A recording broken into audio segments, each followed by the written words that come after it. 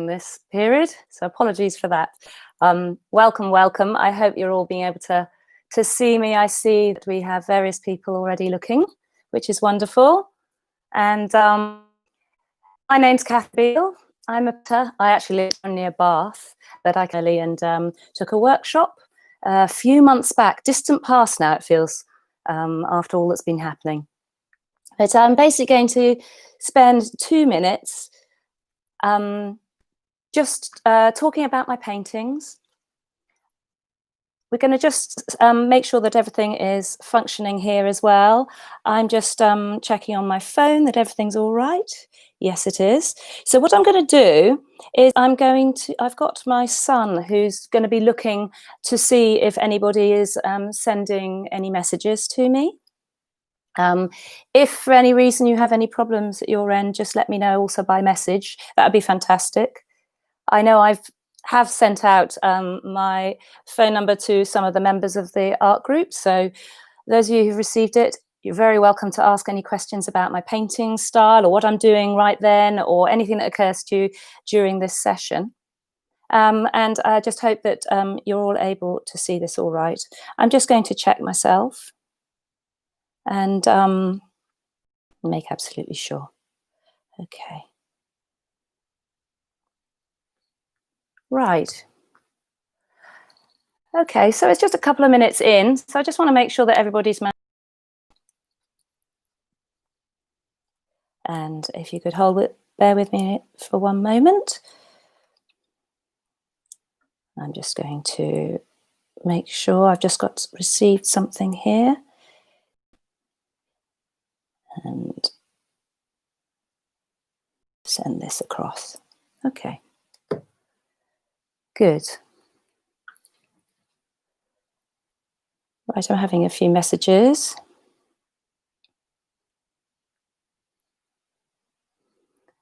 And I'll begin the demonstration very, very shortly. I was just thinking of leaving it a couple of minutes just to make sure that anyone who's late does manage to join okay.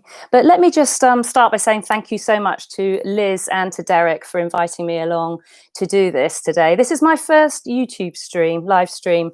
I've uploaded videos to YouTube, and I've really enjoyed doing Zoom over the last 4 months. Basically, what I'm trying to explain is my slightly unusual watercolour painting style. I actually started painting full-time back in my 20s. We had moved abroad to Asia, and it was the opportunity. I was desperate to get back to painting full-time. Really, I was missing it. And I think if you're needing to paint full-time, you actually need to make it a profession. Otherwise, you'll feel permanently guilty for doing it. And that's what I chose to do. And it was in Singapore where I began. And the moment that really caught me was when I was actually right on the first couple of days. I was in the hotel in Singapore, and the whole of the next door block had been bulldozed, and there was just dust clouds flying around. And this was basically quite a few buildings were being knocked down at that point, heritage buildings. And I couldn't believe it, because they were absolutely really detailed, loads of artworks, tiling, plasterwork, wooden fretwork all over them, and I loved the look of them. So I started by actually making a record, effectively, of all of the buildings that were being knocked down. And this became a sort of a catalogue of buildings, and then that's what took me to my first exhibitions. And at the same time, I was painting portraits, and because it was the tropics, I was actually using oils and pencil. There's all sorts of issues with the tropics with paper. As you can imagine, humidity gets everywhere, and mold, but also cockroaches and other pests. They love paper, so they munched it when they could. So actually I ended up mainly concentrating in oil, and it wasn't until probably a good 8 years later, probably, when I discovered how fantastic watercolours could be. I think watercolours often get quite a bad rap, and if you use professional colours in particular, which are really intense, and you use tubed colours, then you really do actually get an intense experience that's similar to oil painting. Obviously, there's differences, but that's what's so fantastic about them. They can be really intense nowadays.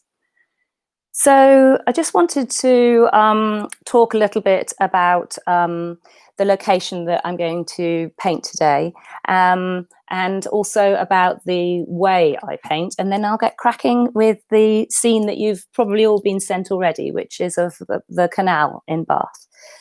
But just briefly to explain that what I do is I paint on a tilt, so really quite steep.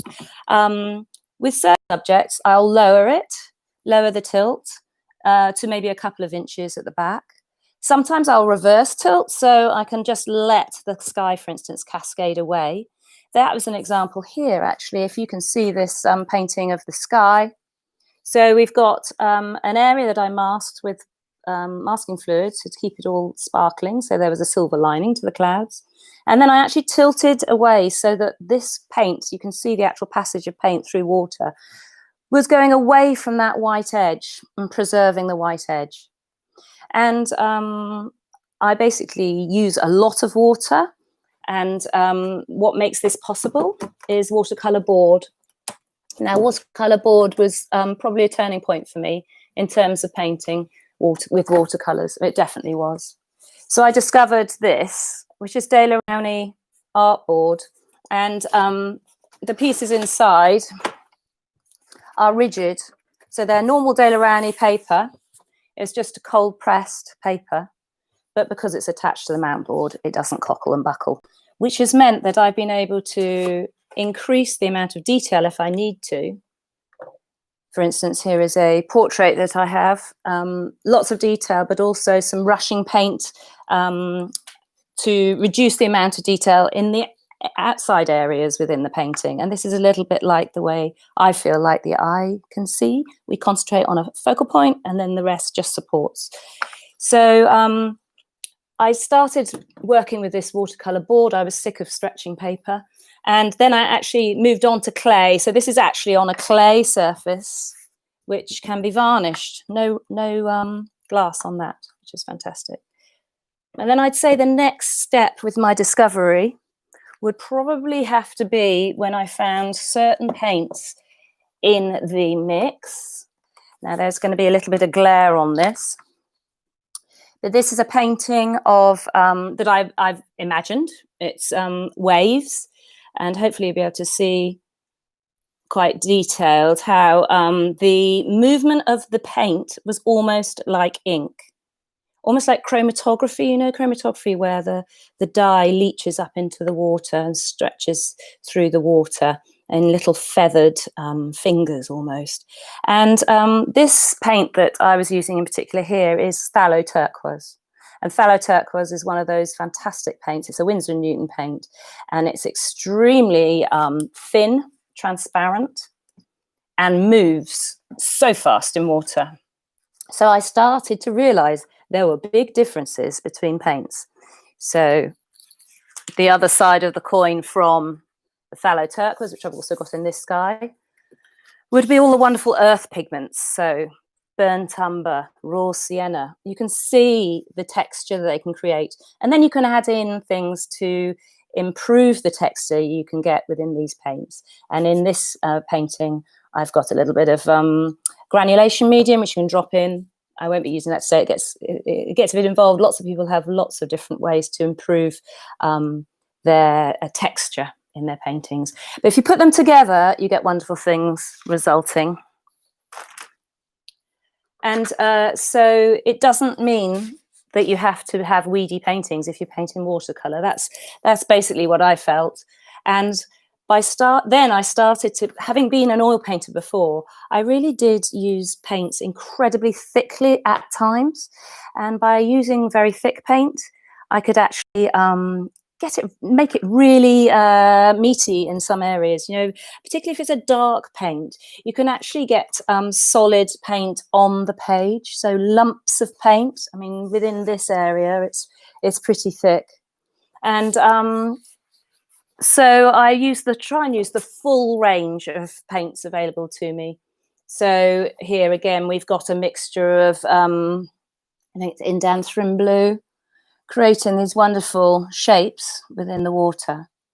And then lots of these earth pigments down here again. This is salt. A lot of people will be familiar with salt. You can actually see the grains in this section of the painting. But this is, again, from the imagination. I just created forms through dropping paint in water and then tried to work out what was within those forms. And we've got a distant sort of lighthouse and promontory, and the light of the moon seemed to suggest itself to me. So there's another example. A lot of my work is actually in an exhibition. I've actually got an exhibition on at the moment, which is extremely exciting. Here's another example of how ethereal watercolours can be. So it can be really, they can be sensitive, they can be heavy, like some of the paints that I've just shown you, but they can be really light. And this is, again, sort of, it's taken from a photograph, but very small samples from the photograph, most of it from my imagination.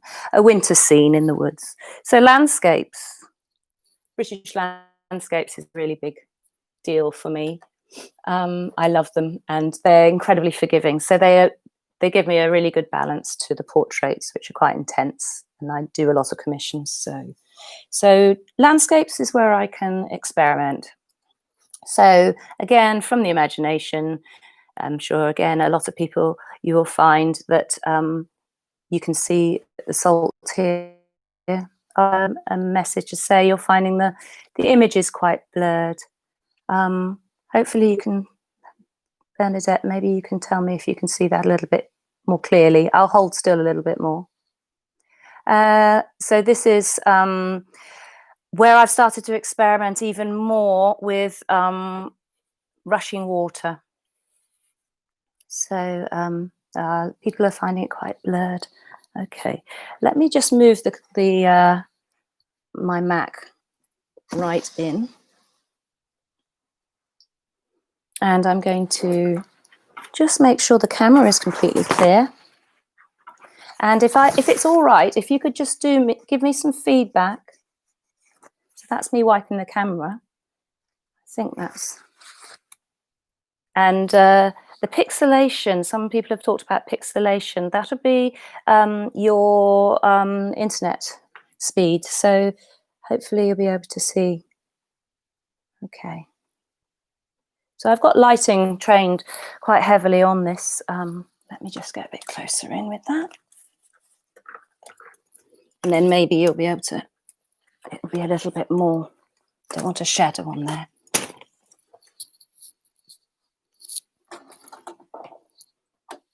Okay, I'm bringing in the lighting a little bit closer as well. Let's see if that helps.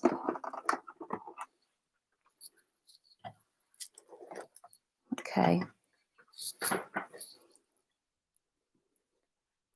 All right. So let's move on to the canal painting that there's a bit of blurring. Yes. So I've been showing quite a lot of things up to the lens. So that sort of little part has stopped now, and I'll just be focusing on this. So let me just do feedback to me about how much you can see this area. This is where I'm going to be painting. So hopefully you'll be able to see that quite well. And I'm just going to make absolutely sure there's lots of light on the scene. Okay. So the canal scene in Bath. Let me just share this wonderful spot with you.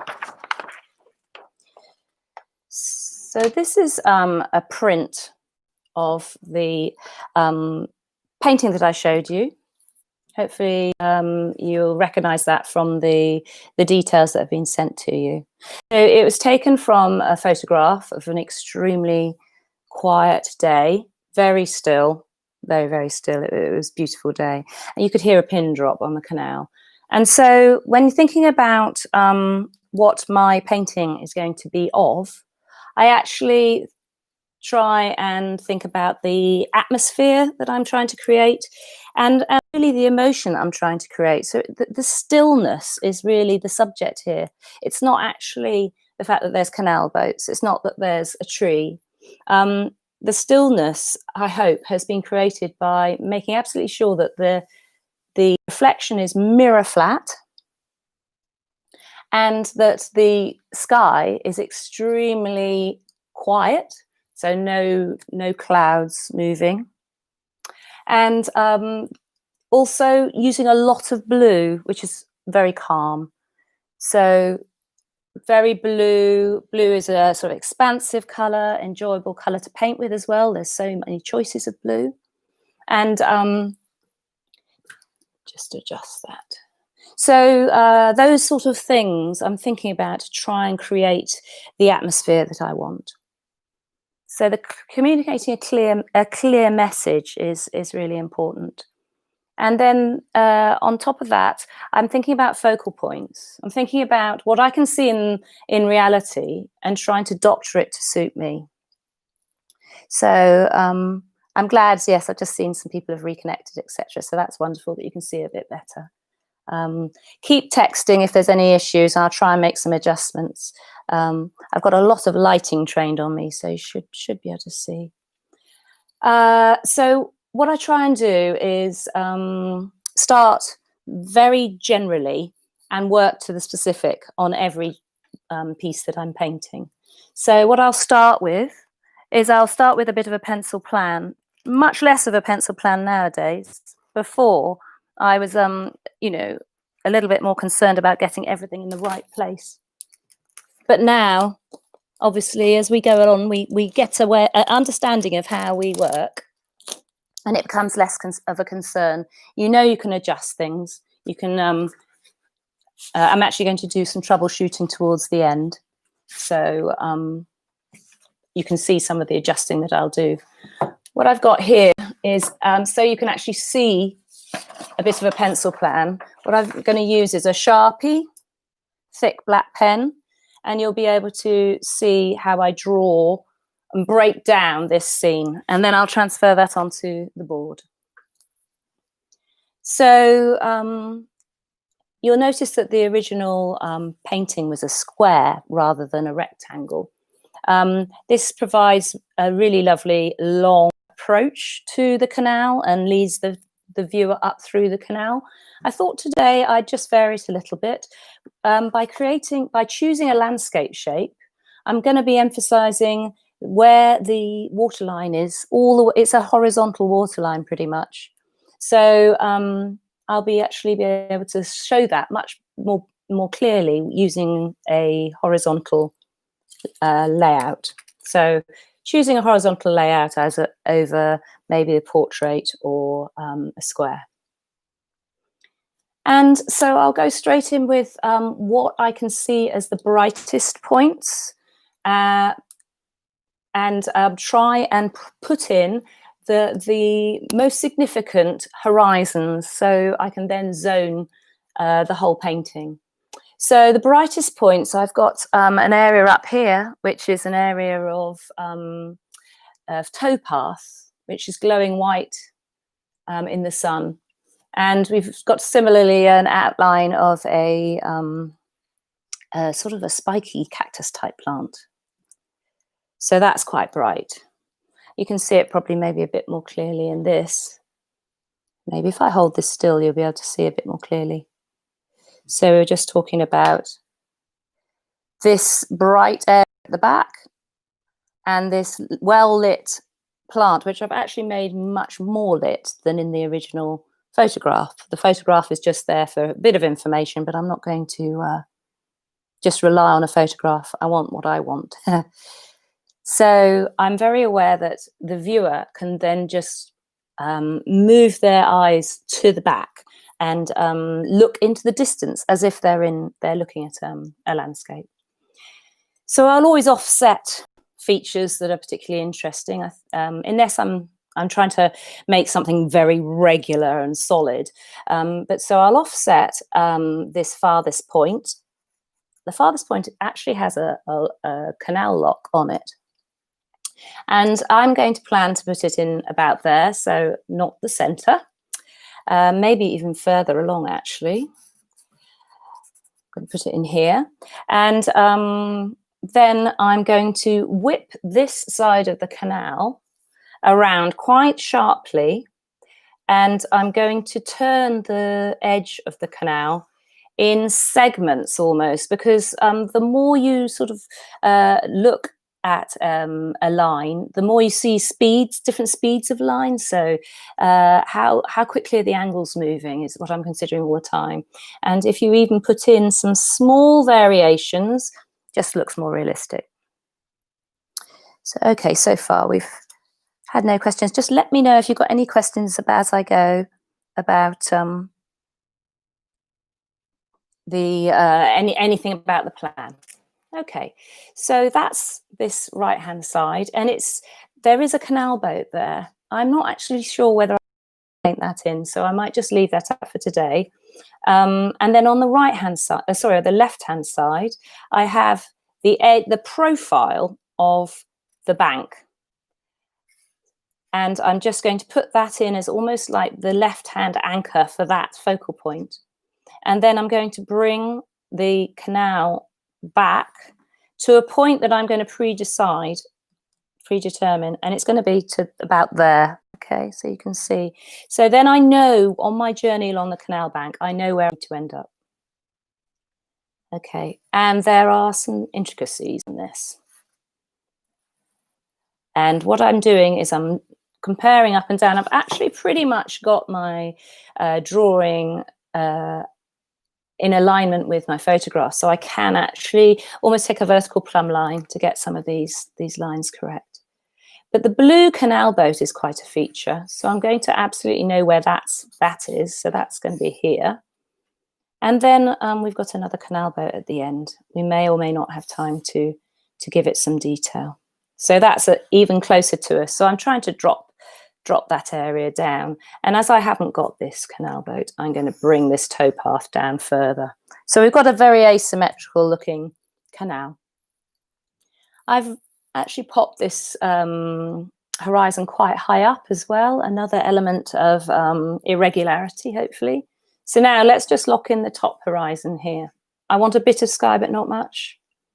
So again, I think in speeds of line, and anything like trees, if I want that tree in, I will just create its overall outline, not worry about details at this time. We've got to just get everything in the right place first. This building, when I have demonstrated this before, and the key about that is it's blocking the tree from showing. So there's a tree that's quite significant and it's fairly central. And in this painting, the one that I'm pointing to, I lightened the building behind so I could see the tree trunk. But in this case, I think I'm going to offset the tree so I can really see it. I want to see that today. So it's going to go in here, and all I'll put in is its main boughs. I won't get very involved in the rest of the shape. So I'm going to put that in there, and then I'm going to start the building. So you can make these decisions, and then there's a set of steps which just coming down the side of the building to the top of the blue canal boat. So just while I'm putting the rest of this in here, just to tell you the history of this area. So the canal was set. It was the Kennet and Avon Canal. This section was dug in around about 1800 mark, or just before. A lot of the bridges are dated to 1800, and it was put in after the area had already been developed by very wealthy Bathonians, or people coming down for the season from London. And so they had a terrible time paying a lot of people a lot of money to bulldoze what was an industrial thoroughfare right through these gorgeous Georgian buildings. So what we've got now is one of, I feel, the most stunning locations.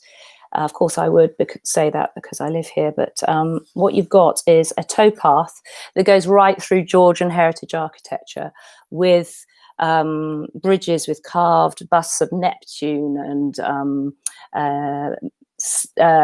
incredible domed roofs and You've got the very centre of the canal.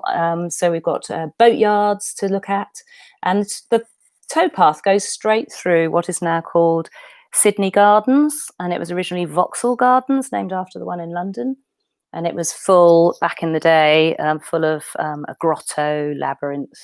They had hot air balloon rides, all sorts of things. And now that's where the Holborn Museum is. And the Holborn Museum, if any of you are into art, looking at art museums, the Holborn is our lovely art museum.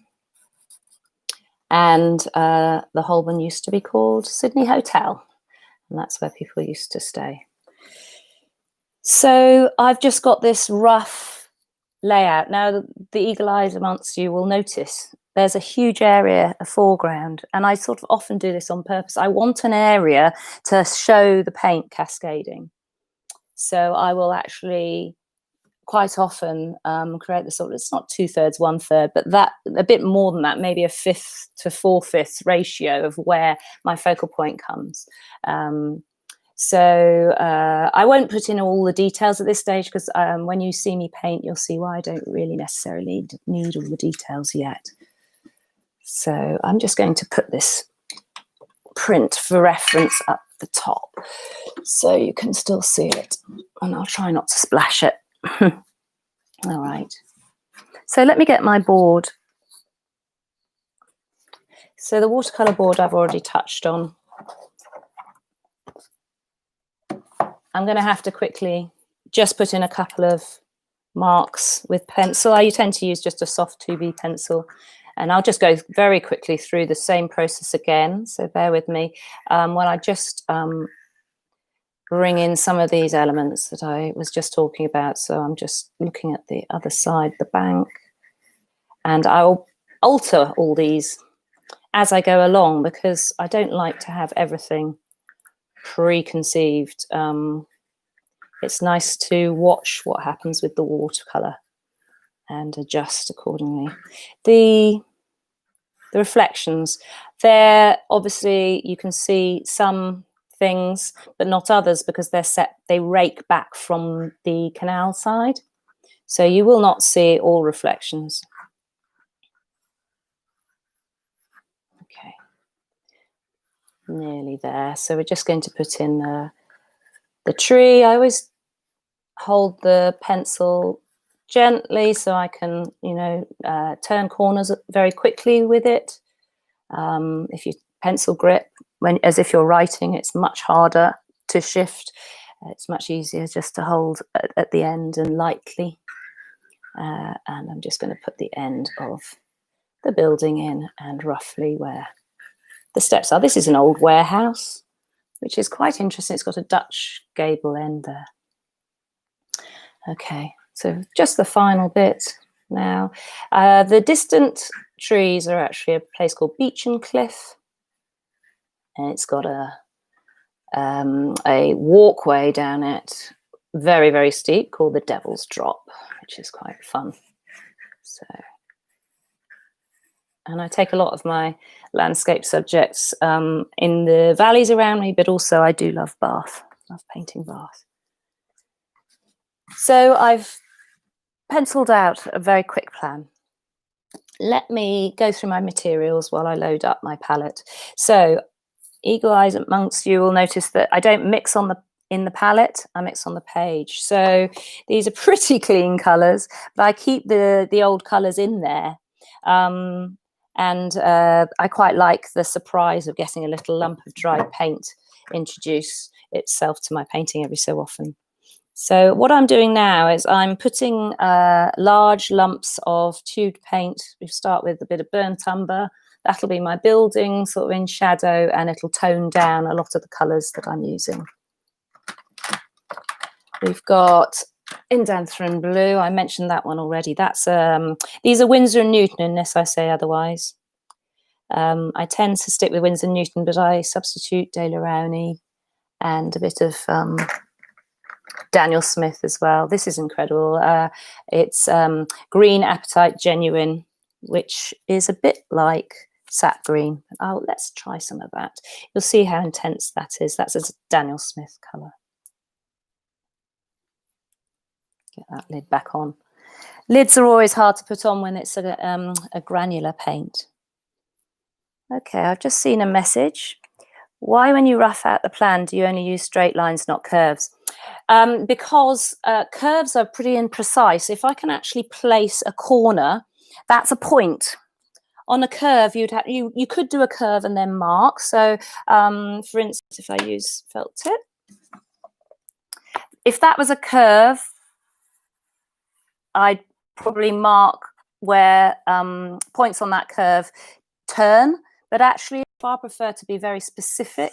So if there's a speed of line that changes and it goes faster, then I want a corner in so I can remember it. It's just a sort of a clear way of remembering when you're painting. It's for me, this is a working tool rather than literally what I'm going to have here. And actually, I tend to break down all of lines into sort of what you call strings, so segments. It just stops compass curves happening or wrist curves happening as well, which is really useful. You've got to guard against that all the time. I think our bodies imprint themselves on our paintings if we're not careful. So, okay. So I've popped in a couple of colours. Phthalo turquoise, let me find that. I absolutely love that paint and I haven't got bored with it yet. Like I said, it's incredibly transparent and rushes across the page. And the granular equivalent might be cobalt turquoise, which is an expensive Winsor & Newton colour. And that's very grainy. So you can't just say turquoise, can you really, when you're talking about painting? Quite often turquoises have very different properties and come out looking entirely different. So a focal point tends to be where the lightest lights meet the darkest darks, but also you'll have quite high colour there. So I've got a bit of lemon yellow to pop there. So I'm just going to put some lemon yellow in my palette. It gets dirtied very quickly, just being the lightest colour in my palette. What else do I need? I quite like a alizarin crimson, a permanent alizarin crimson. It's one of my favourite colours definitely for portraits, but it's also good for landscapes because it's a calm red. It's not a shouty red. And sap green. We've got some greens, not just in the vegetation, but also in the shadows within Bath stone. It gets very sort of dank when it's wet. Okay, just still looking at making sure I don't miss any questions. My son is just sending me little texts whenever he sees a question pop up, so it's very useful. So watercolours, let's just mention a couple of things before I start. Watercolours dry lighter. So having been an oil painter, I really want to guard against that happening. So I am always aware of using intense colour as much as I can because you can always remove it. And I also use quite a large brush. This is a 1-inch flat Pro Art Proline brush. It's just they call it the one stroke because it lets the paint off it very easily as well. Maybe it's to do with also living in Singapore where Chinese brush painting and that idea of locking in something the first time has certainly influenced me. And I feel now that brushes and our hands are a poorer way of laying down paint. Obviously, eventually we'll have to create drier detail, but initially I just want to lock in very lots of watermarks, very soft shapes. So watercolor, when it's soft, can be very atmospheric, and we're trying to get atmosphere into this painting. So it's more vertical than I would normally paint this page, just so you can see it very clearly. So I'm going to get lots of drips. So the other thing I do use a lot of is kitchen roll. So I've got kitchen roll here, ready to catch the drips. That's really all it's for. I don't tend to make shapes with kitchen roll because I find it quite a harsh way of removing paint. But I've got kitchen roll ready for drips. Apart from drying lighter, I also I use solid paint to guard against that happening. So I'm going to go in quite quickly with some of the darkest areas. Now, this is this great debate about should you start dark or light first. I just like to see the full tonal range. So my white area is going to be here. And I'm going to put the darks in behind really quite quickly. And I'm going to make that dark out of pretty neat phthalo turquoise. Now, I don't know whether you can see, but in this part of the palette, there's phthalo turquoise, and there's just a blob of turquoise there at the moment. So what I'm going to do is I'm just going to put my brush into the water and pull out one side of that blob with the wet brush. So it's a clean wet brush. And by doing that, I now have two different paints. I've got extremely thin phthalo turquoise and a blob of almost black tubed phthalo turquoise. So let me just show you what will happen. So I am mindful I'm going to get lots of drips. So I'm going to try and extend this area. So what I'm doing here is actually just laying down water. You will see very shortly where it's gone, because this is where the actual paint is going to drop. Got my first drip already. At the moment with summer, everything's pretty dry. I can see it drying already. I'm having to wet my paint before I wet the page, because otherwise everything dries out before I get time to paint. So just the liquid phthalo turquoise is going in, but I'm going to put it in the area that I've got drawn in for the background, and you'll see it stop in a line, and that's because that's as far as I've wet the page. So I pre-wet the page for these lovely running paint shapes to form. And the farthest point of this area that I called Beach and Cliff, which has got trees on the top, I've just put in by turning the brush. So I use this 1-inch brush a lot of the time, because I find that it's actually easier not to quickly change everything around all the time. It's better just to use the brush as an extension of your hand. Let me move this even further towards you. I think I can just a little bit. Okay, just a little bit closer. Okay, so we've got a bit of phthalo turquoise there. Now, what I'm going to do is I can see shapes in the distance, like a sort of a building. So I'm going in with, this is in Catherine Blue, and I'm dropping that into what's wet still with phthalo turquoise. And that's leaving a very soft shape, because the distant area, you can't really see much in it. Just get my kitchen roll again. Got a nice drip there. Remove that. So it's amazing how quickly you can actually just grab the paint, and it doesn't actually then mark the area. So this area has a white section beneath it. So I'm going to leave a gap. And then I haven't fully wetted this area yet. What I want is put a solid indanthrene blue on my brush.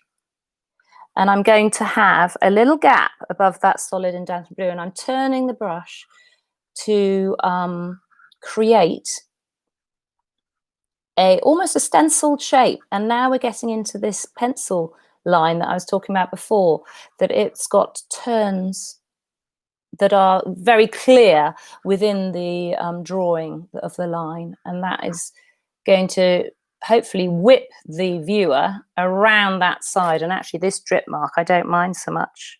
It's sort of almost delineating the right side of the page. And where the indanthrene blue went on, you can already see some interesting marks forming. So part of my way of doing things is just to sit and let these watermarks develop. And if you like wet and wet, you'll know that some of the most exciting things happen when an area is nearly dry. And so this area that I'm just putting further turquoise on is nearly dry.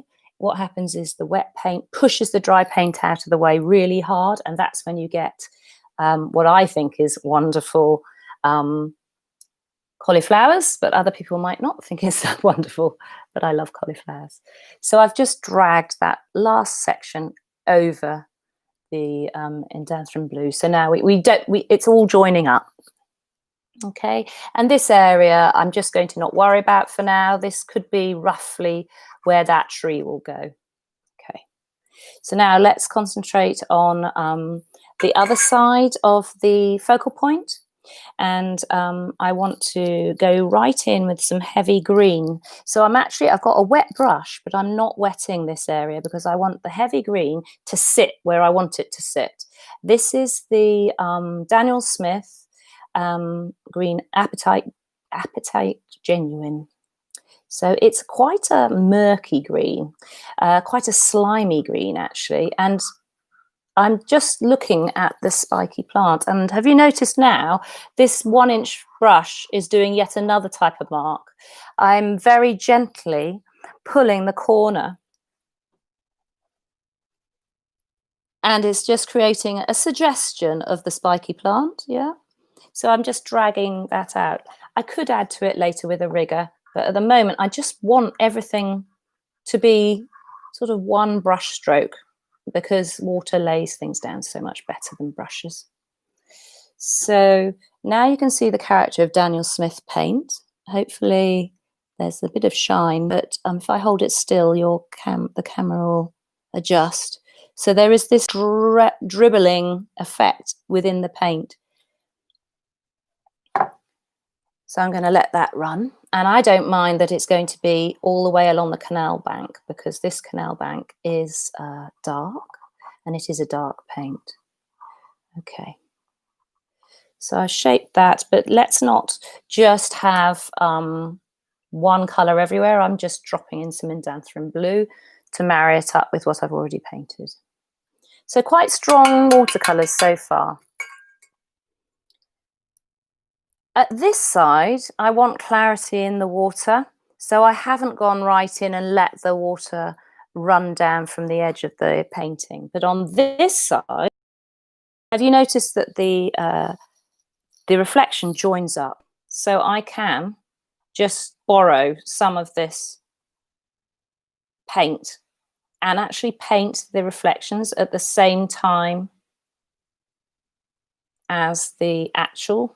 So if I've got quite a spiky plant here, I just got to look a little bit at where I've put those spikes. But this is basically, for me, it's graffiti painting. It's allowing the paint to run through an area of water, let it do its own thing. And really, manufacturers are developing such stunning paints nowadays that it seems a shame not to let them sing.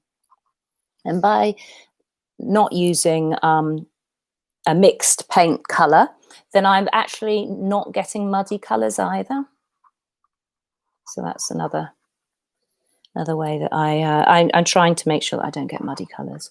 So I am going in at the moment on top, but actually it's within a wet area. So I'm just developing each point as I go. Turning, turning, turning. Okay, so let's carry on along this canal path. I'm going to get to this building. I'm not going to put in the tree yet, but I will leave space for it, but I'm going to get that building in. The tree is going to go on top of everything, so I need to get the tree in last. So the building, whilst it is Bath stone, it's not going to be looking completely different from the rest of my painting, and I definitely want it to look calm, and I'm going to use blues more than they exist in real life. So now what I'm doing is I'm going to wet this area, and this is burnt umber going on, turning the burnt umber, turning the brush with the burnt umber on, and I'm actually right up to where the tree is, so I've got to stop there. I know where the quite light steps are, so I've just stopped there, and now I'm just getting some water to bring this colouring down, and I'm aware that there's a little window there, so I'll go around that.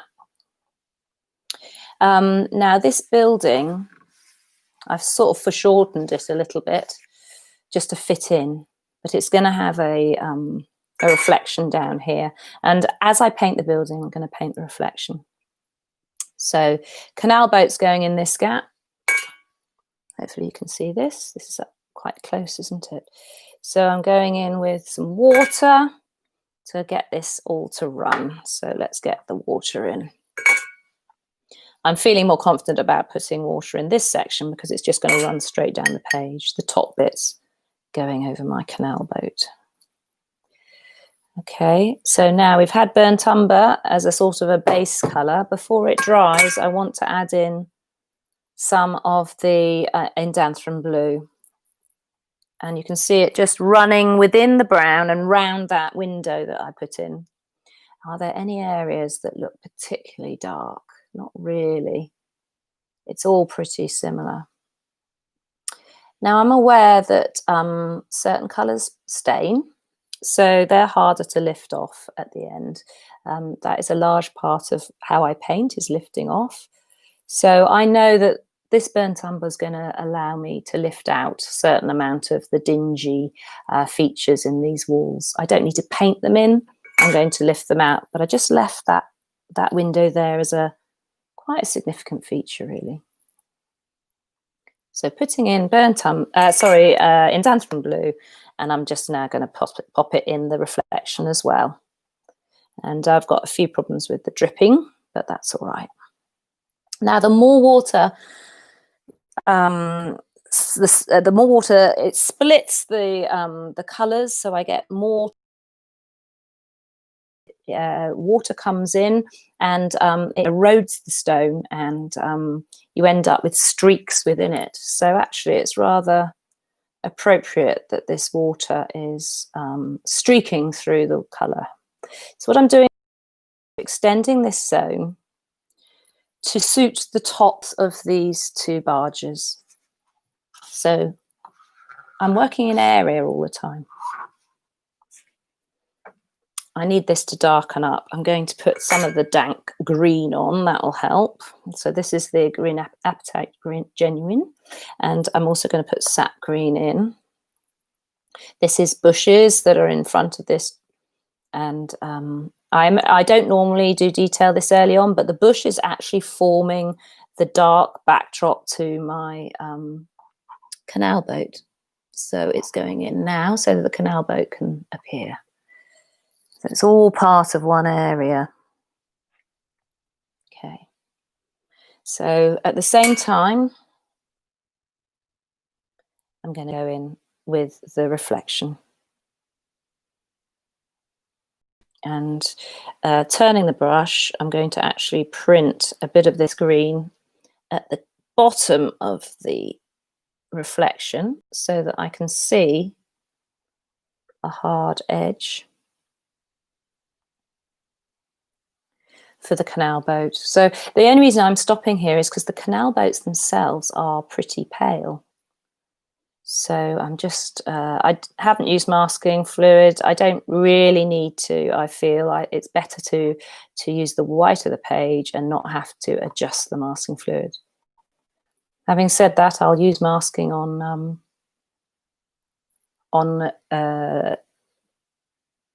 portraits, because there's certain features in a face that really look gorgeous when they're singing out and shining, like the lower lids of the eyes.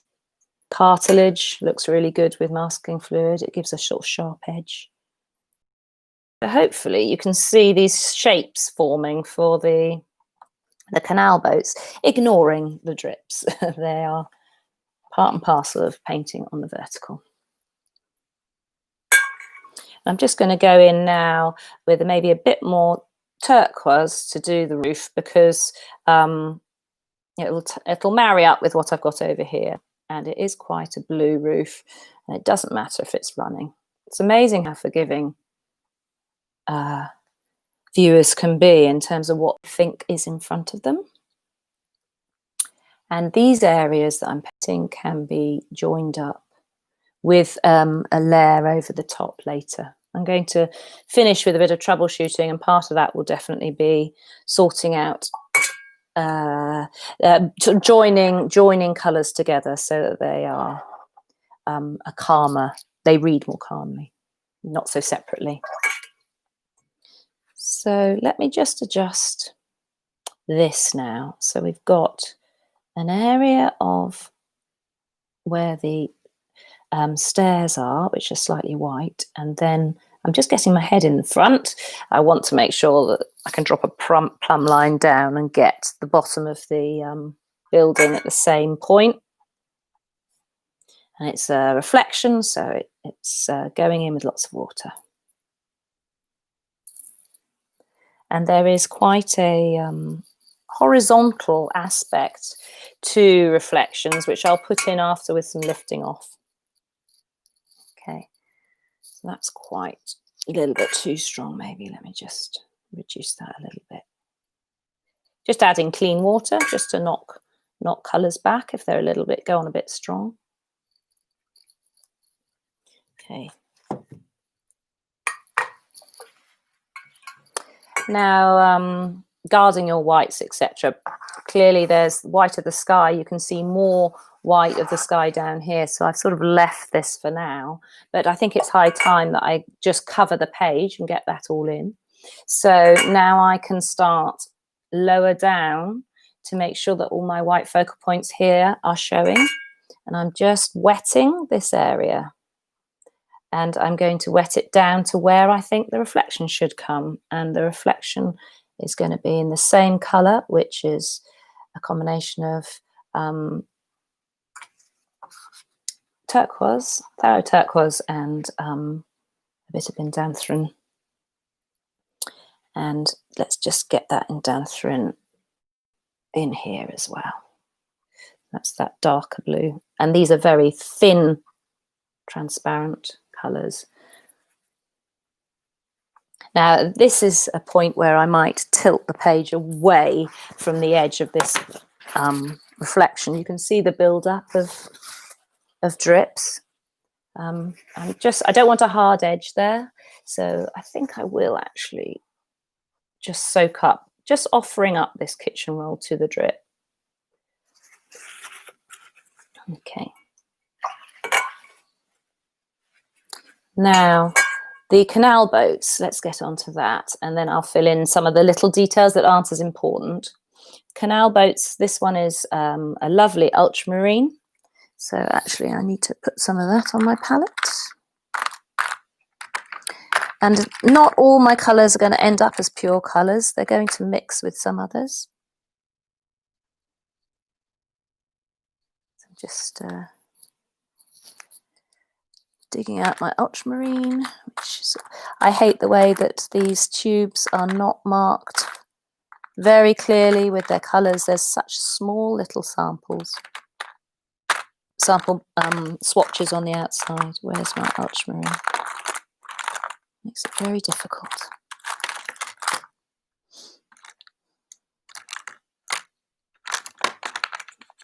Dig out my ultramarine. Oh well. I am going to use, oh yeah, there's a little bit. French ultramarine is going to be another blue now. So there'll be 3 different blues on here. Another lovely blue is phthalo blue. It's the phthalos are all incredibly transparent and rush, and that's why I like them. So now I've done the same thing again. I'm just putting the ultramarine in, and I'm just using clean water to drag the side of the ultramarine across using the brush. So now I'm going to go across this canal boat, and I'm going to lift off the windows in a bit. So the lifting off process is quite significant. And I'm just turning the brush. Now this canal boat is pretty straight on to the viewer, but it does have an interesting little front portion that has a balustrade. So let's get the angles right. Okay.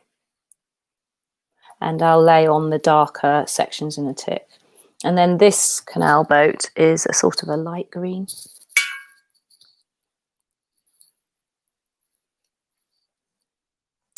So the light green could be the ultramarine, sorry, not ultramarine, phthalo turquoise, with a little bit of yellow on. That's the lemon yellow I put in earlier. And that's because I'm going to use it in other areas. So that will tie in quite nicely. Okay, so that's right on the edge of the screen. So you can see there, I've just gone in with a bit of lemon yellow. Okay, so leaving a couple of whites in there, and I'm going to sharpen up on everything. I want to put a little bit of lemon yellow in here. It's all going to be quite dank in this corner. Okay, so we're nearly there with most of the colours. I know it looks like a sort of a bit of a dog's dinner, but what's going to happen is we're going to tighten up on all of these details in a minute, but I just want to get them in the right place. Okay, so I'm just going to go in now with some indanthrene blue at the waterline where this barge has the darker line. And I'm going to, where the real deep darks are, I'm going to probably add a little bit of alizarin crimson. And that'll just turn that area a little bit more shadowy. Just going in now with some alizarin crimson, but also some of the blue again. Okay. So it's not a huge canal boat, that one. Probably should extend it a little bit. Doesn't look very big. I'll leave it for now.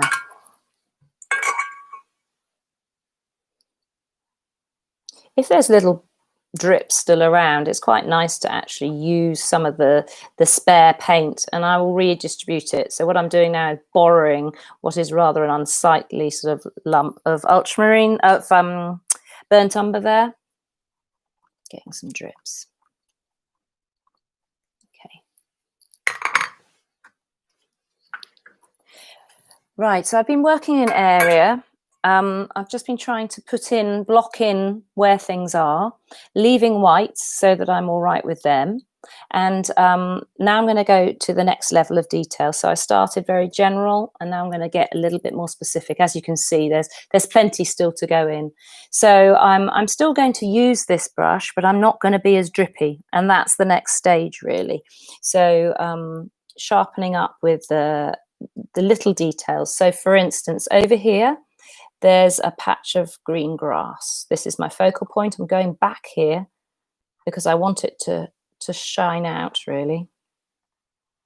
So I'm putting in some green grass. This green grass is not going to be reflected because it's on the top of the towpath. It can't really be seen in a reflection. Maybe a tiny bit on the end. Maybe I can put what I'll do is I'll remove the water from the brush and then just put a tiny small slither in there. That's the reflection of the edge of the green. Let's get in a few more of these lighter trees that aren't as important. We just want to get some finish off the nice shaping. So a bit of yellow in there. It's illuminated, it's the focal point. There's more bright colour here. So a bit of yellow, and I think there's a little bit of weed on the ground, on the water, so let's just drag some of that. So now I'm introducing some of these horizontal lines that often exist in reflected water. And I'm just going to put in a little bit more. Right. There's a flash of yellow here where there's a lawn. Just get all these fun colours in now. Where else is there yellow? There's a little bit here, but I don't want it to show as much.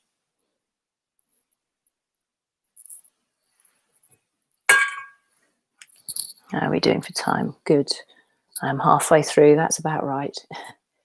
So now I'm going to start to sharpen up on some of the other details. I'm still not going to look at this tree. That's going to go on last. This is going to go on last. Some of these details, like the rims of the canal boats windows, are going to go on last.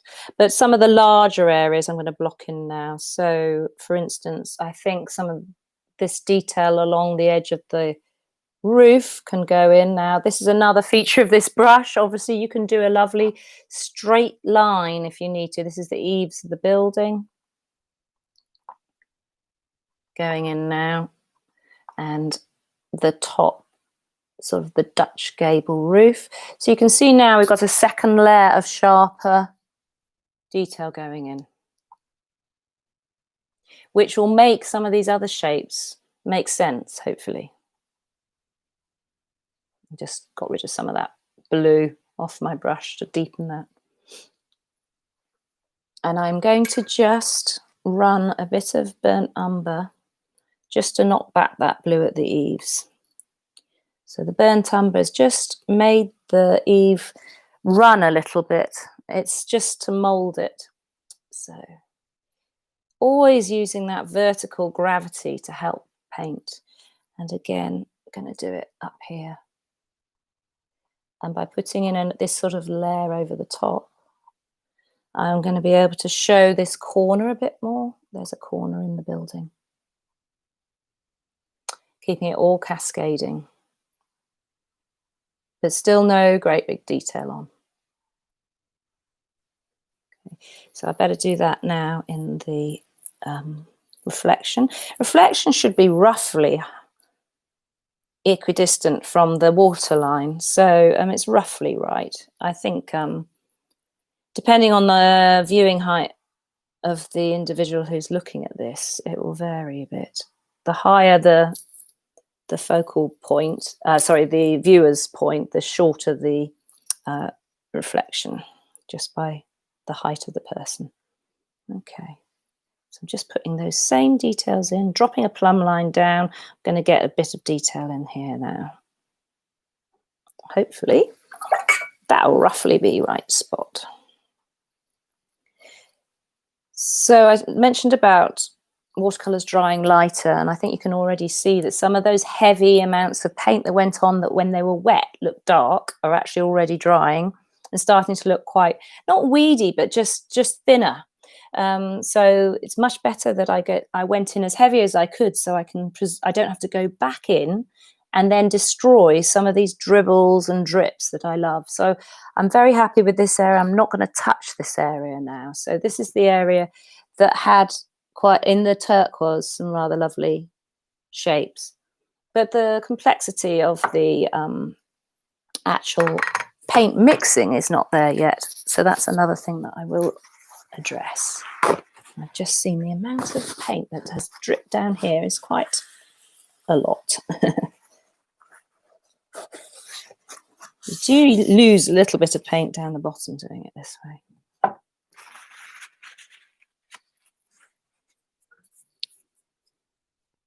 So hopefully you're enjoying the beautiful evening and are able maybe even to watch this outside, maybe some of you.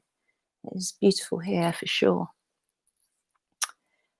Right, next phase. We're going to put this waterline in. It's so important. I want it to be really clear. So the waterline I'm going to put in a deep dark colour. I'm going back to that in Danthrin.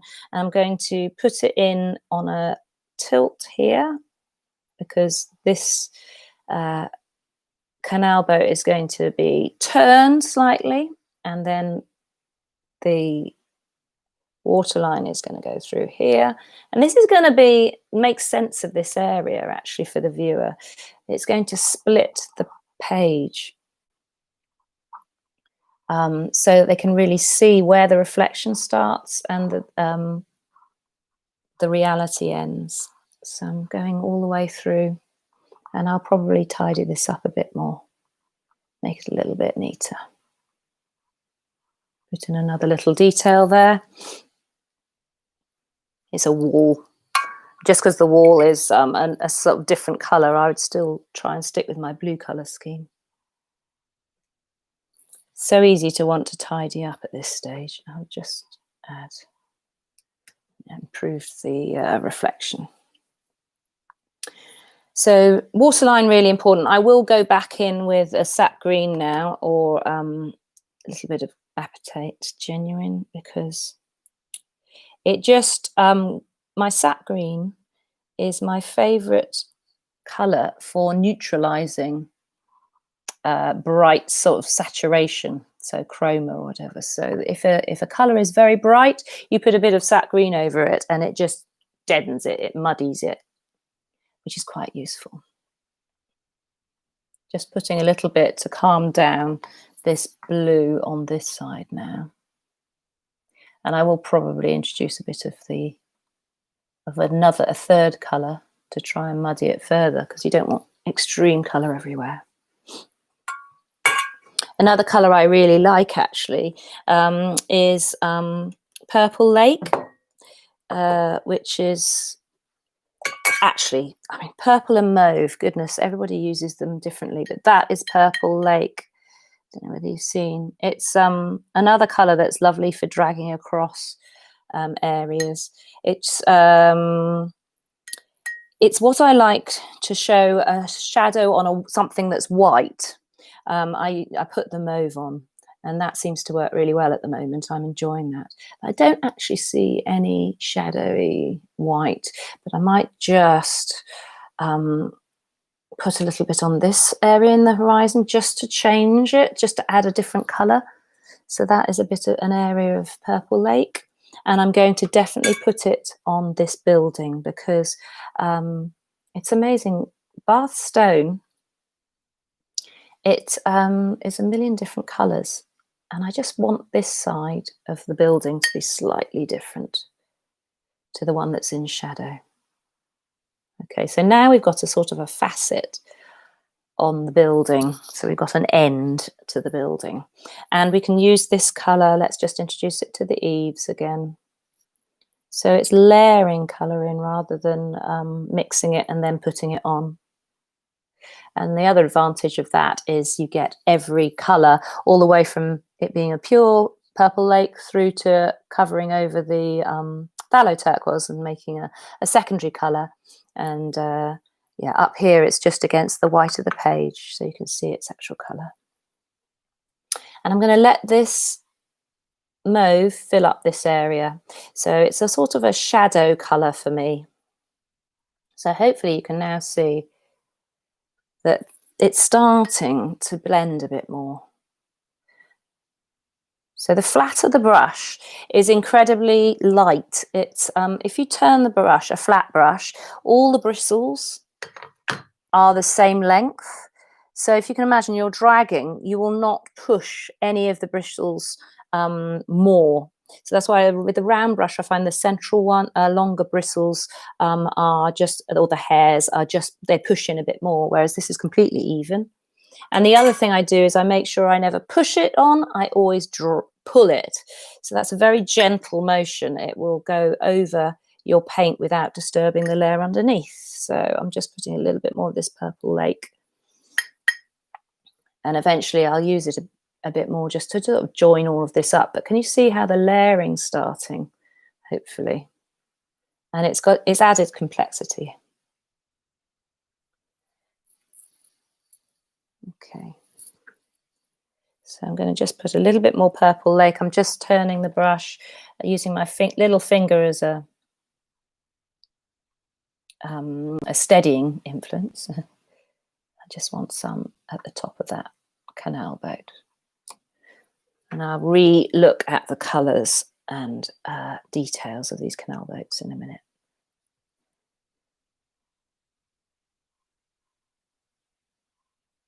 They're just blocks. There's no intricacy to them at the moment, and that's fine.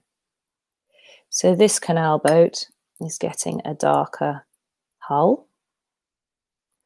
And I'm going to have to alter that shape. Sorry, I'm probably whispering while I'm thinking. I'll turn that canal boat more. Okay.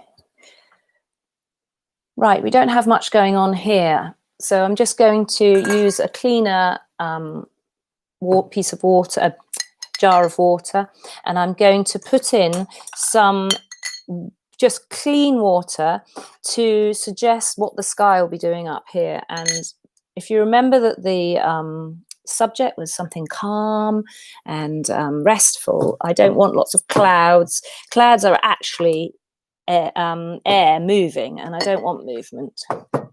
Literally, clouds are lifting air. So let's just put in some very soft turquoise.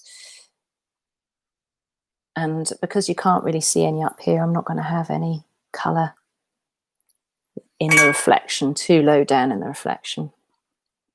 So this area is just going to go across, oops, a bit strong, across my reflection. So now this turquoise is making the reflected colour of the building more like the watercolour and less like the actual building. So there's a relationship now with everything that's in the foreground, hopefully. So you can go across features with the turquoise and make it look like they are all seen through the water.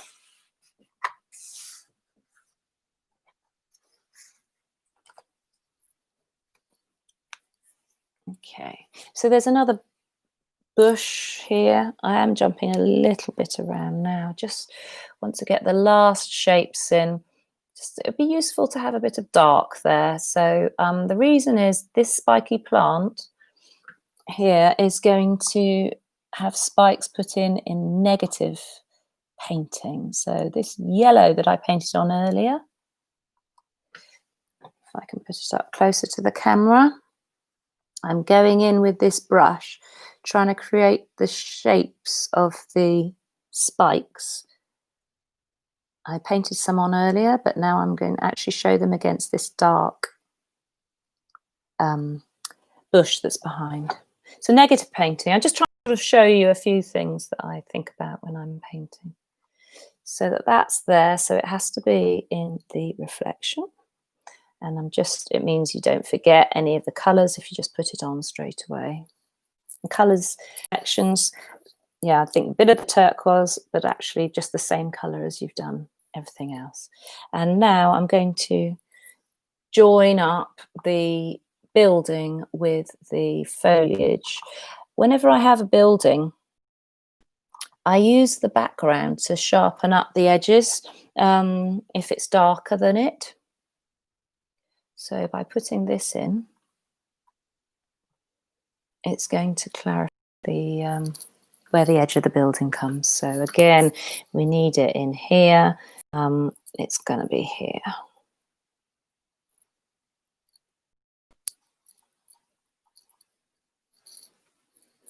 So this building is actually a warehouse. It was a warehouse. Now it's a very nice, funky office space, I think. All this area, it's like the little Venice of Bath.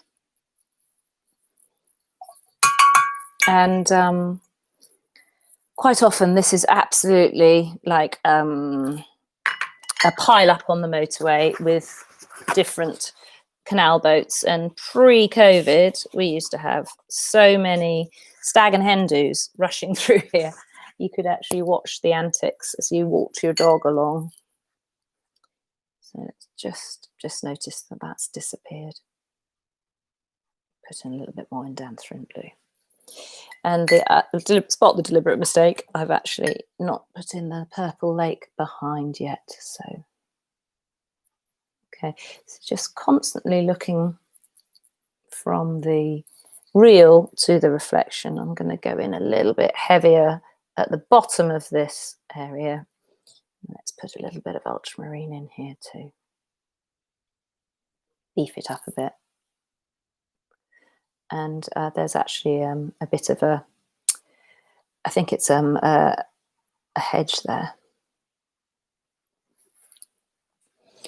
So I've built up this area below and above the waterline with large sweeping brush strokes using my 1 inch. Just grab these drips. Bit of control on this vertical.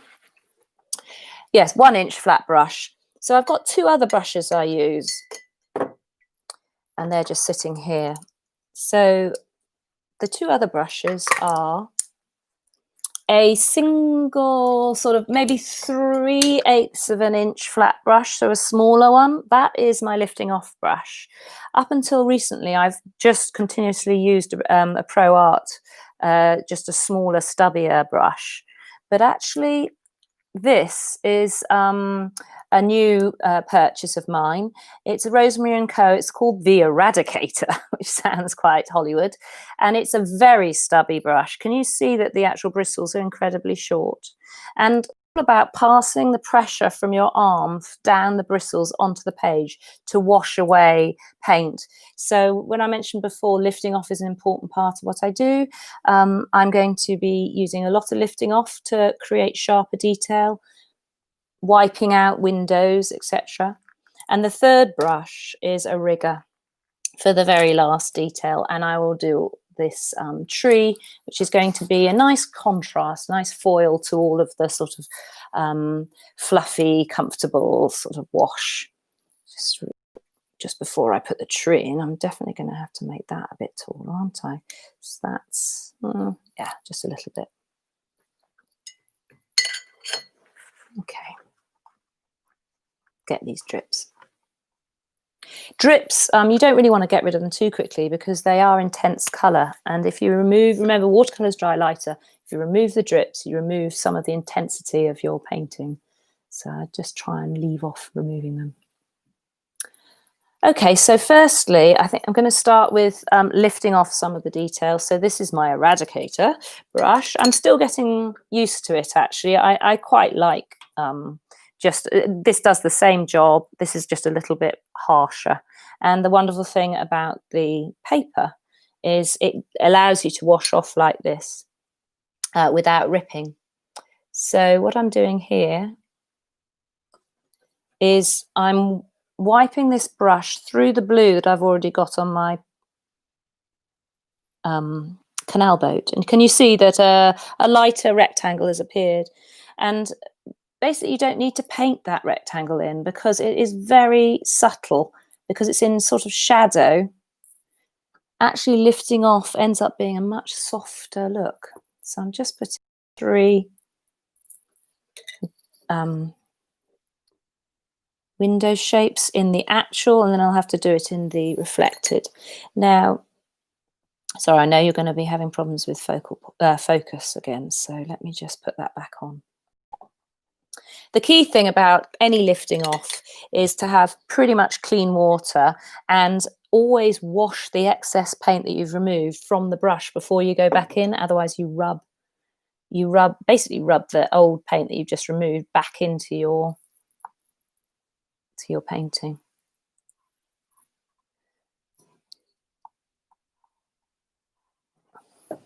And you can see that now. So it's slightly different. It's not as bright as where the sunlight glints off the top of the canal boat. So I'm just going to put in the reflected windows. So when you start adding detail, it becomes that much more believable, I think. It's a nice stage, but I try and leave off getting to this stage too early because you just don't know where you are, whether you're actually, everything's in the right place. More kitchen roll. I can see a drip about to rush through. Yeah. So I've lifted up off that. There are actually windows in the side of this building. So I've turned the Eradicator on its side to create finer light areas, washing in between, removing paint and water from the brush so that it's just damp. Okay. And the window, the stairway, I'm just going to put that on now. So I can paint on with this brush too. And I'm literally, just like with the 1 inch, I'm printing the stairs on. And that's the great thing about flat brushes. They give you structure. I'll show you this in a second, a bit more close up. Just going in with a second colour. I've had burnt umber and now the blue and then a little bit of the purple lake because I'm trying to make it match what I've already put on the building.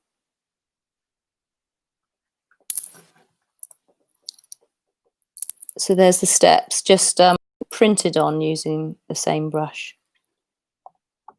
And I need to just paint in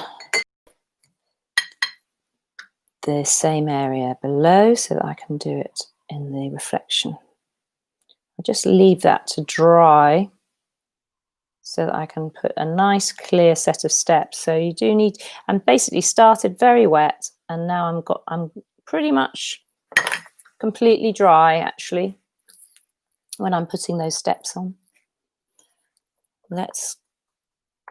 There's a very large elephant in the room, which is this window. That needs to go in. So turning the brush again, I'm going in with a bit of blue. I can use any colour really, but I don't want it to stand out. It mustn't be saturated colour. Because it's in shadow. I don't want people to be distracted over to this side from the focal point. Okay, so I've got the window in.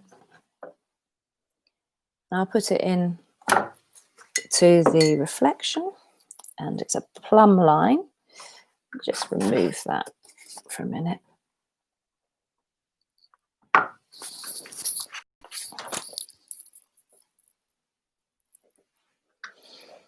need to create a plumb line effectively so I know where that window is.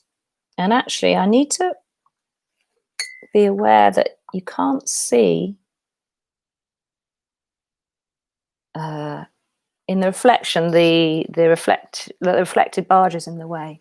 So you can't see quite as much as you think you can.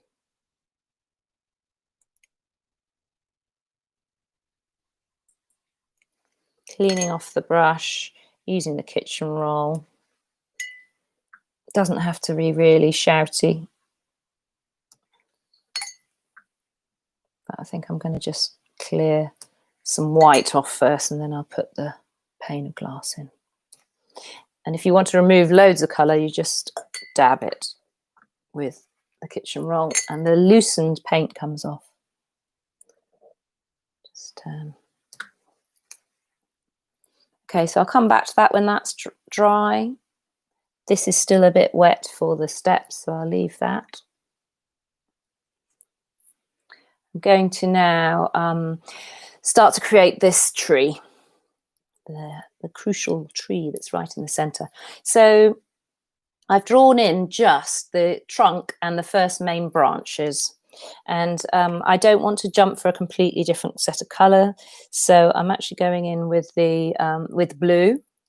And I know trees aren't blue, but first of all, I want to put some blue in because the blue is the calm of this whole painting. It's the soft, sort of calm colour. And as I turn the brush, just like I would with the 1 inch,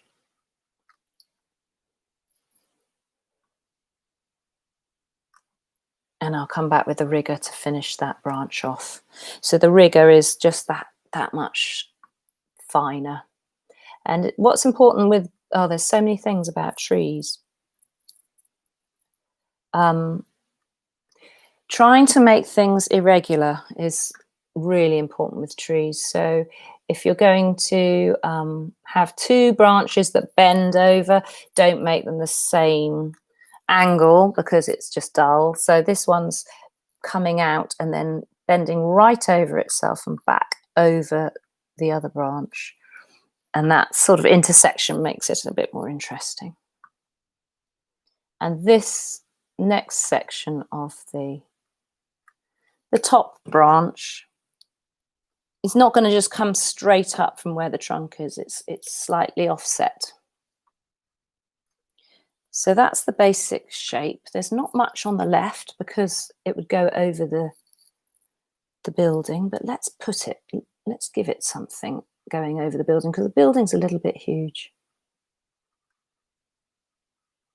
And again, we're turning corners here abruptly because this variety of tree is doing that.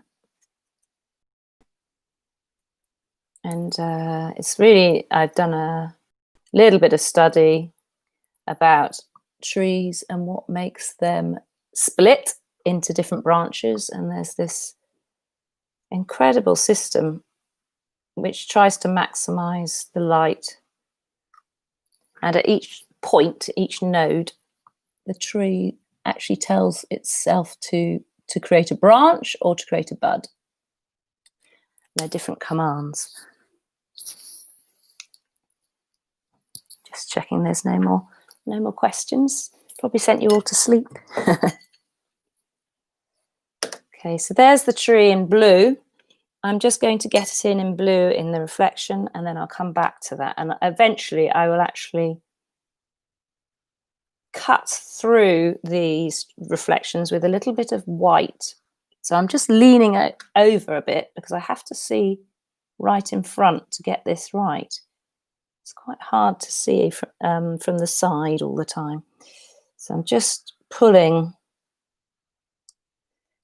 this. Effectively, it's going to become a drain pipe of wet, and then I can drop in other colours in a minute. And you can see the sort of the blue drips already dripping down. So I'm trying to follow what I've already painted. Not much margin for error. Probably not quite right. Needless to say, I'd be a little bit more, be a lot easier if I could see it. This comes down.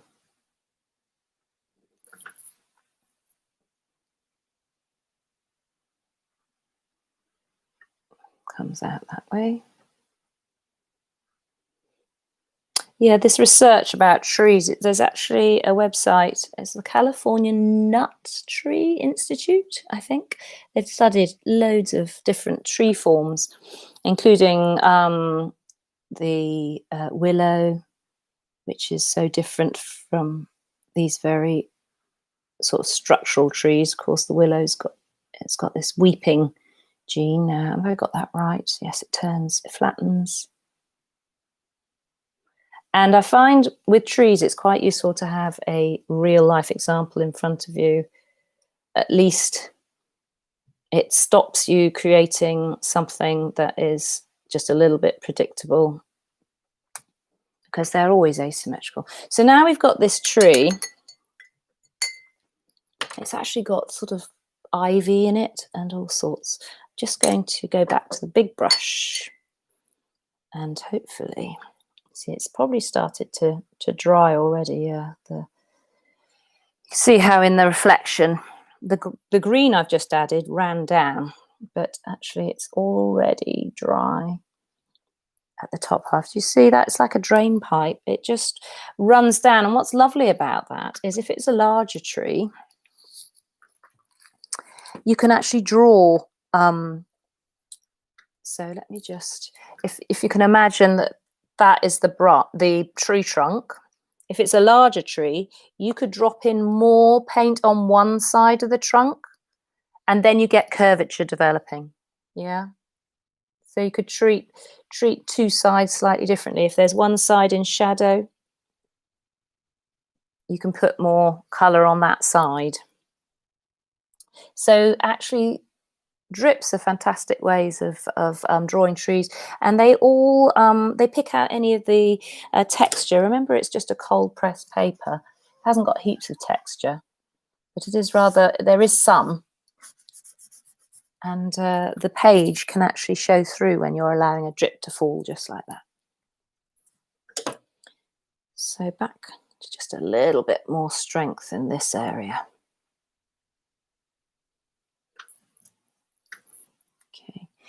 And I'm just going to now tighten up on some of these features, like the particularly the canal boats and the focal point in the distance. And I might end up finding that the canal boats is the focal point. We'll see.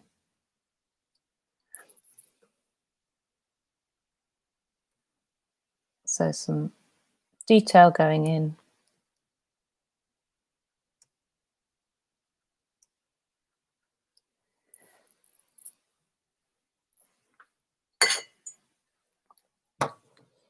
And this canal boat here, it's getting some blue windows.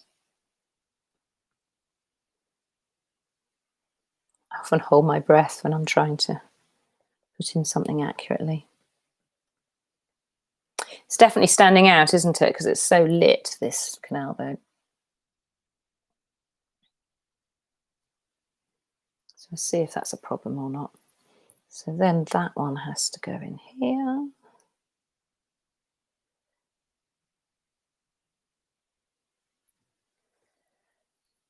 And I'm really going to beef up the area underneath. It needs to be darker.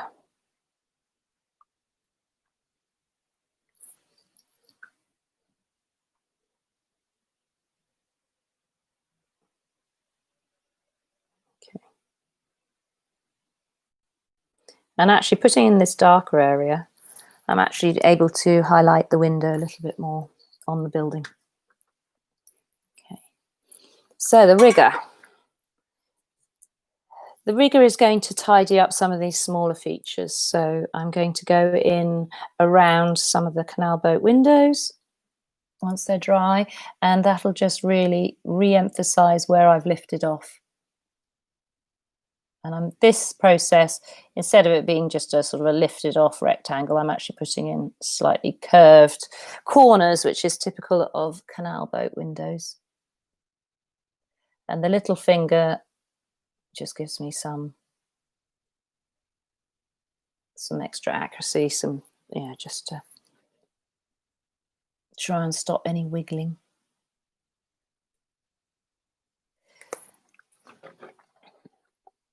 And now those lifted out top windows are getting sharper and sharper. And yes, I've done away a bit with the angle.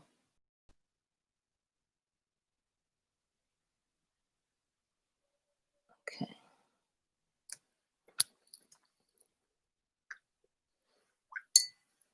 Just going to extend the canal boat a little bit further. It's just a little bit too short there.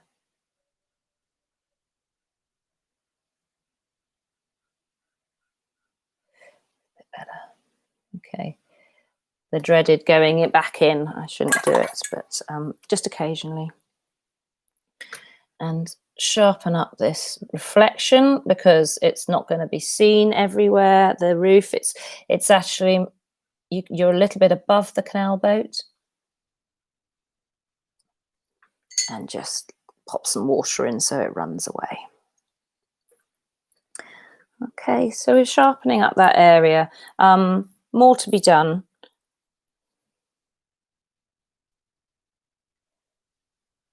But hopefully that's started. And you can actually add some detail within the bushes as well now. So layer upon layer. And hopefully it's just not as obvious as painting it solidly in initially. And you just keep that rather lovely saturation of colour. The colours that you've got in your palette are so incredible. So next I'm going to go back over this tree with the rigger and extend out into the twigs. So it's blue, so I'm just going to put in blue twigs for a while, and then I will show you how I treat the last bits of the twigs. Now with the rigger, it's almost like pen line. You have to just allow it a very loose touch so that it can actually flick around of its own accord, and that's what tends to give very realistic sort of changes in direction for the twigs. And the best way to do that is to hold it very, very gently and pull it upwards so that the pressure reduces as you go up. So then they take all these little twigs taper to nothing. That's the idea. So you carry on doing that for a while, and actually the blue it works quite well. I think I'm going to put on some of the main branches, I'm going to put a bit of the burnt umber. And if you want to add in more branches, you can just thicken up the line, but I think we've got enough. And there aren't many twigs coming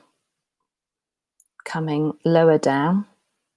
But to create a network, that's what's rather beautiful about these winter trees, isn't it, really? And hopefully it suggests a coldness. The fact that it's icy blue and there's no leaves should create a chilly atmosphere. And it almost looks like sort of ventricles of lungs, or it's got a bit of a character, this tree, hopefully. Just putting in another one here. And then you do the same at the bottom. So there's one that I put in there. I have to do everything backwards now. And thankfully, most people, they don't sort of pick holes in reflections. They tend to be, as long as they're roughly in the right place.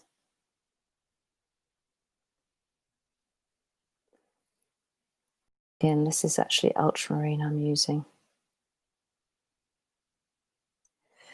And sometimes, if you've been painting for a while, sometimes it's worth doing this sort of thing after a bit of a break. Because of its mirror painting. So you have to work out, you start on the top and then you go down. So we start a bit of definition in. So remember I said I'd go back in with another colour on top, maybe a burnt umber. Just going to put a bit more of that green in without covering up some of the shapes that have already gone in. And then some burnt umber. Now burnt umber is extremely red for a brown, but it's also very dense. It's one of those lovely traditional Renaissance colours, umber, sienna, etc. And they go on nice and thickly, being quite granular. And if I put in some, I don't take that colour all the way to the edges because it's actually quite a dense colour, so it wouldn't really be appropriate to put it all the way to the end of these branches, but it beefs up the main look of the tree a bit. So hopefully it's standing out a bit more. So obviously there's some more details to go in, but I just want to spend some time now. We've only got 20 minutes left, believe it or not. So I just wanted to talk a little bit about troubleshooting, because obviously I'm quite heavy-handed with the way I put paint on. And so it's nice to suggest a few troubleshooting ideas for you. I'm just having a little look at, they've been sent a message. Anyway, I will keep going. Just check if it's a question. Just talking about, okay, just talking about layering watercolour. I think it is a really useful technique. I haven't layered everywhere. Some colours can stay bright. They won't get knocked back so much. Part of the troubleshooting then, there's a number of different ideas that I have for troubleshooting. And I'll do this to try and, when I'm getting a bit tired, I maybe just have a little bit of a break. I need to stand back, refresh the way I'm looking, and try and figure out the adjustments that I need to make. So one of the things I'll do is I'll definitely do unifying layers. Now, you'll see that actually there's a lot less visibility in this area than you've got on the page. And people sometimes have a sharp intake of breath when I do this, but do you remember when I was talking about how when dragged, the paint can really remain undisrupted brush? So maybe to make all of this tie in, all the building area, I'm going to go back over one more time with a blue or maybe the mauve, but I think I'm going to do the blue. So that, remember, there was a purple lake I could use, but I think I'm going to do blue. It was about coolness and calm. So I've just really wet my blue a bit more, and then running right across the whole of this area, it's going to knock back this little white window that's in the building and shouldn't be so visible, but I'm not going all the way down to the canal boats. They're going to stay bright. And can you see now this blue is just knocking it all back and making it a bit mysterious. So I almost sort of put the detail in and then try and obscure it after the event. And if you're light like this, you know, very light, then you can go straight over something, and then what happens is the viewer has to search for it. And I'm going to do the same to this bit down here, and this bit in particular is rather broken up in terms of colours. So I just wet that, put the blue right across, this sort of unifying wash, leaving the whites of the tops of the canal boats, but just knocking back the difference, particularly between the roof and the wall, which I did not want too much. Okay, so that's one thing, and I also think I need a little bit more of the purple lake in this section. So as it's wet, I can just go in. So unifying wash is really, really great, and use them a lot. I'll also check detail. Now, of course, there's a certain lack of detail with this time frame, but I will want to think about where I want it, and I only really want it where it's important. So I'll look at detail here. Now, there are tiny, you probably can't see, there are locks at the back, canal locks, and you cannot see that on the main photograph, but I do want to show them. So what I'm going to do is I'm just going to tidy up the turquoise so there's only a slither of light on the top, and it does start to look like there might be a structure there. So in the distance, I've just made that white much sharper, and that is where the canal lock is, and I'm just going to make sure that it's got its reflection. So just put the lock in a bit more and its reflection, so it can go in there. And they have these very long black bars that they push to open the locks. And at the moment it's in blue. I don't really want to introduce a black suddenly there. What I will probably do is go in with a sap green to make the blue less vibrant. But the blues are rather lovely around there. Lifting off, I'd carry on and make some of this light areas agree. So what we've got is rather a fun section where the capillary action has just lifted the paint, and it's thinner. So I'll just rub off a little, and I can actually scrub with this brush and then obviously remove paint.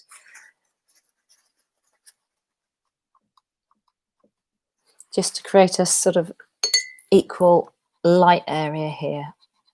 It really goes through this eradicator. It does work quite well. So I've got an equal light area there now. Let's put some more detail in the canal path. It's really a bit scruffy. So now I know where it's going. I'm just going to create a bit more of this sap green walkway so we can see exactly where you go for your stroll. And I haven't got any people in. I very often leave things very empty to signify, I don't know, somehow you can see the landscape better when we're not disturbing it. But if I was to add anything, I can see some little distant people around the focal point. So actually, this is all dry. I can just put them in blue And they don't have to be clear. The viewer can just make out the fact that there's people walking. I'm using the Indanthrone blue here. I'm just hinting at maybe a couple and a small child. They're not brilliant, but they're literally just indications with the rigger brush. With solid paint. I've got to solid paint now. Sharpening up. I really want this tree to stand out, so I might just in certain places just put solid blue paint on. And that's going to just emphasize that even more. And then, of course, we've got this unusual plant. So a bit more rigger work to create some more interest there. It's not important, but it's getting quite close to the focal point. I still need to double check, is my focal point focused enough? We've got some distant trees. Need to be a little bit more interest up in the back area here. But we wouldn't see heaps because it's so far away. Aerial perspective, the bluing of the landscape, the further you get away. It really doesn't need much detail at all, the landscape, just to suggest trees. But if possible, try and introduce a sort of a secondary colour. So maybe just a tiny bit of maybe a red bush in here, just to add complexity. You might see a little bit of something extra. So you can see you can carry on adding. Now you know what you've got everywhere. You can carry on adding these features. I think back here could do with a bit more turquoise. So filling in any gaps. Anywhere that's white that shouldn't be attracting attention could be covered over. So this area, I like seeing the tree, but I've knocked it back a little bit. And it doesn't matter if it runs into its neighbours. Just better to just make it harder to see everything. Okay, so I've gone through a little bit of the sort of troubleshooting. Once everything's gone dry, I'm able to put in the lovely horizontal marks that you often see in still water. Just going to make sure my hands are completely dry. So I want to handle the print. So in this area, more complexity was created by actually just striking through dry paint with the lifting off brush.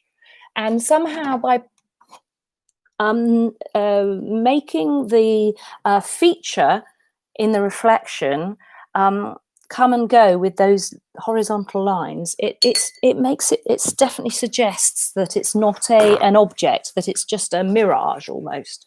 So I'm going to cut through this now. It's all very granular, so it will cut through really quite nicely. I suppose I could use my eradicator brush. Yeah, and then I'm going to just lift out, and I want to go across this tree. And by putting across a mark across the dark, this feature, you could have weed on top of the water. You could this is just where the ripples are forming when maybe there's a tiny breath of air. And I'll get this up to the camera so you can see when I've just put another couple in. So sometimes you need to remove the disturbed paint with the kitchen roll. And you just put in variety. Each step, it's getting more complex, which definitely improves it. So I'm mindful that I want these canal boats to look like reflections. So I'm going to go in over them. Just trying to think of where they might be. And then I haven't mentioned raw sienna. That's a real favourite of mine. And I haven't put any in here. So I would often maybe put some sort of weed or something with raw sienna. But as I haven't used it, I'm just going to go in with a little bit more green instead and suggest a bit of weed or a bit of sort of darker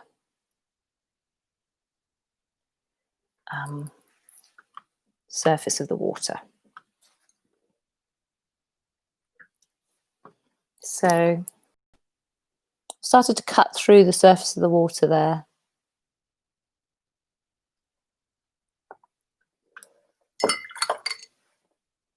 And I'd make them agree a little bit more. This eradicator brush, it sort of works. I don't think it's particularly better than just a good sort of slim brush, because I think that's removing it just as well. Yeah. So anyway, I'm trying it out. I mean, it definitely works, but not necessarily better, I would suggest. This is just the Pro Art 3/8 of an inch flat brush, and again the bristles are all aligned. They're all going over the same section, and that's why it actually removes really quite successfully. And I don't think I particularly want. I just going to put I'm dragging the blue from the reflection of the tree, just to create some shapes in the water. Okay, and that's a drip. So obviously part of the troubleshooting is just tidying up the painting. So make sure you've got a clean bit of kitchen roll. Any drips, spillages, adjustments, tidying up to do. This aquaboard is really good. I'll just remove marks from the back as well. There's a few bits that I haven't done.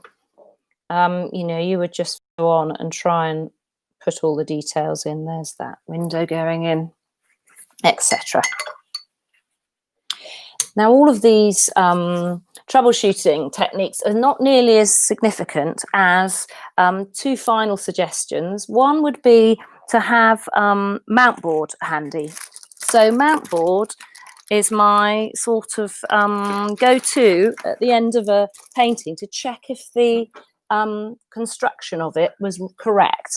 So obviously it's quite nice to put a clean mount board over a painting that is done in this very wet manner, because it always sharpens everything up, so you get a really nice edge. But that's not really the important thing. For me, what I tend to do is grab one of those mount boards, cut it at the corners, so you've got two L shapes. Just going to push this back a bit so you can see a bit better. Two L shapes, and then you've got your cropping tool. You can decide, do you really have a rectangle here? Let me just get another clip and I'll raise this painting up and you can see how you could crop it and then actually just cut it with a Stanley knife. So inevitably what happens is the bit that I've worked up becomes the bit that I like. So I usually end up with some sort of letterbox if I haven't developed it enough, cutting up any drips, that sort of thing. But maybe it's actually just a square. Maybe the tree was the feature in the end. And so I don't mind that. I'll slice off the bits that I don't want. So it's quite useful. I mean, you do end up finding you've got a letterbox sometimes, letterbox shape, or a square, or maybe you have got the rectangle. But this will correct where you locate your horizon, because sometimes horizons are just not put in the right place. And maybe sometimes it's good to just cover up the building's roof or the left-hand barge because it's maybe the balance is wrong. Okay, so that would be a really significant thing for me, and just standing back and away from it, from the painting. Squinting will help to knock that colour, and then you can really see tone better. So then you can work out, is the tone right? Because I think this still needs to go much darker. So I think I'd put more blue over here. pencil marks need to be removed. So I don't have problems removing pencil marks from my paintings. I know other people talk about difficulty, but I don't know. It's the rubber, the razor that I use. I think it's Staedtler, German make. It's not a putty rubber or anything like that. And because I think it's also because I haven't pressed very hard, and I just do one quick move with the pencil, so it does come off. And if it's very sensitive area and you really don't want to see the pencil, just rub it out earlier. But it's very annoying to see what is effectively sort of a grey put onto a coloured area. The lead it's got the sort of feel of the mortuary about it when I'm trying to do my portraits. It's definitely not so pleasant. I haven't had any questions at all for a while. I just wonder whether there was anything that you might want to ask for us to finish off. Just got a few more minutes left. I haven't lost you all, so that's good. It's quite an ambitious picture probably for the time that we had available, but hopefully you've sort of got an idea of some of the ways that I work from this. But cascading paint, ultimately, it does create some things that as humans with our hands. It'll be quite hard to see that, but if you take a look on my website, catherinebeale.com, there's loads of examples of my landscapes, and you can have a little look there. And some are much more obviously using this cascading method than others. Some are using quite a lot of lifting off. This is actually rays of light being lifted off entirely, rubbed off through. It's quite hard to make out. This is an ancient bridge going over a stream, and I masked out the detail of these cow parsley and things, the lights shining on it, but you can see how you can remove a lot just with your brush. But there's lots more examples there to have a look. And I haven't talked about salt and cling film, because I know a lot of people do, but obviously salt's absolutely amazing. This is just a sample I did very quickly, but you can see how useful this would be for rocks, sand. So the wet and wet technique really does suit using some of these other interventions, so that you can then, produce something fairly cohesively using salt and just this incredible sort of the way that certain paints work. This is Opera Rose, which is a favourite colour of mine as well. It goes beautifully with greens and some of these blues. Okay, whose masking fluid do you use? Winsor & Newton, and I've got some here actually because I use it on my portraits. It's removable. I once bought non-removable years and years and years ago. I guess if you're a mixed media artist, you wouldn't mind leaving it on, but I see no reason because it shines. So masking fluid, definitely important for these portraits, the rims of eyes. I mean, I do wipe off rims as well, but it's quite nice to know for sure that you've kept that spot completely free of paint. Thanks for the thanks that you sent through. Just looking unafraid now to lash on the water. Well, I'm very pleased. Obviously, there's a certain amount of jeopardy in working like this, but I just feel that the watermarks are just so incredible that it's sad to not ever have them in your painting. I think the brush, placing with the brush has its place, but also let's celebrate the actual cascading new pigments. They're incredible, and they're getting more and more like ink.